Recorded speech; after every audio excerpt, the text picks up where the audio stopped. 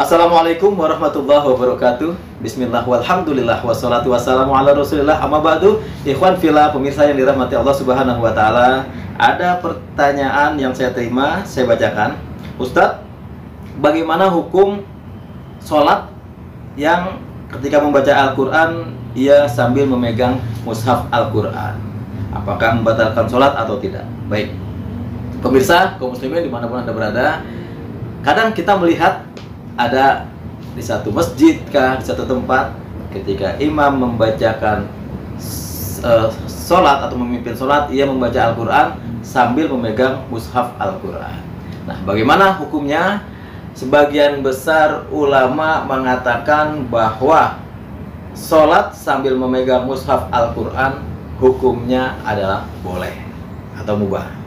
Tetapi lebih spesifik lagi, ada yang mengatakan seperti Imam Nawawi, boleh bahkan wajib apabila orang tersebut dia tidak menghafal Al-Fatihah. Surat Al-Fatihah itu kan rukun, wajib dibaca di dalam sholat. Ketika ia tidak bisa membaca, maka ia wajib membuka Al-Quran untuk ia bisa membacanya. Nah, Imam Malik mengatakan bahwa hukum membaca Al-Quran, memegang Al-Quran dalam keadaan sholat dan membacanya itu makruh jika dilakukan pada sholat wajib, dan mubah atau boleh dilakukan pada sholat sunnah. Dalilnya apa? Dari Abu Hurairah diriwayatkan bahwasanya Aisyah radhiyallahu anha, ia bermakmum kepada Zakwan, budaknya, yang ketika mengimami sholat sambil memegang mushaf Al-Quran. Nah, kenapa dikatakan boleh pada sholat sunnah tetapi makruh pada sholat wajib? Karena asbabul wurud dari hadis tersebut itu terjadi pada saat bulan Ramadan dan pada saat sholat tarawih.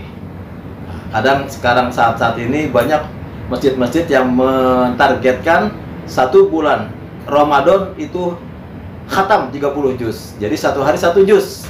Maka ada sebagian mereka yang tidak memiliki imam yang hafiz, ataupun ada yang hafiz tapi untuk kehati-hatian agar tidak salah atau keliru dalam membacanya, ia sambil memegang mushaf Al-Quran. Tetapi untuk kehati-hatian ada pendapat lain yang dikemukakan oleh Abu Hanifah, bahwasanya memegang mushaf Al-Quran dalam keadaan sholat itu akan merusak sholat.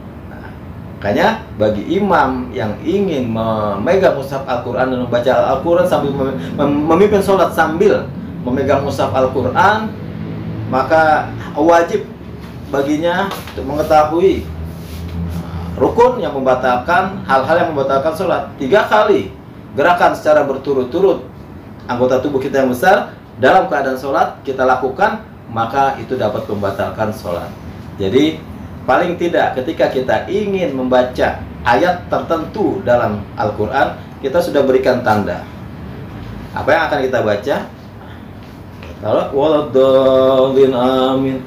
Bismillahirrahmanirrahim. Ya ayyuhalladzina amanu kutiba alaikumusiyam, dan seterusnya. Terus bagaimana Ustadz kalau handphone? Nah, apakah boleh? Handphone ketika disetting aplikasi Al-Quran, maka kedudukannya sama seperti Al-Quran walaupun ia bukan Al-Quran. Jadi ketika kita hendak membaca Al-Quran melalui handphone, pastikan sudah disetting handphone tersebut aplikasinya Al-Quran.